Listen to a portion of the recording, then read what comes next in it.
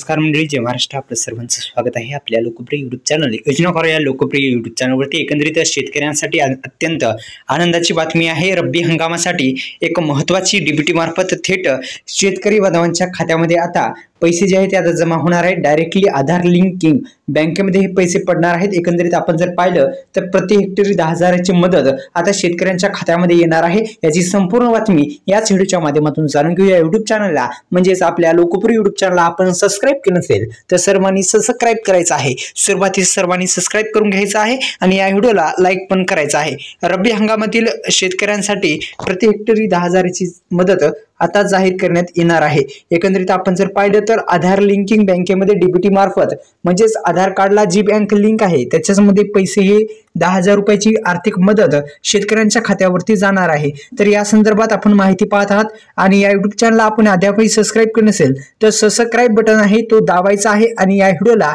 Like पण करायचं आहे.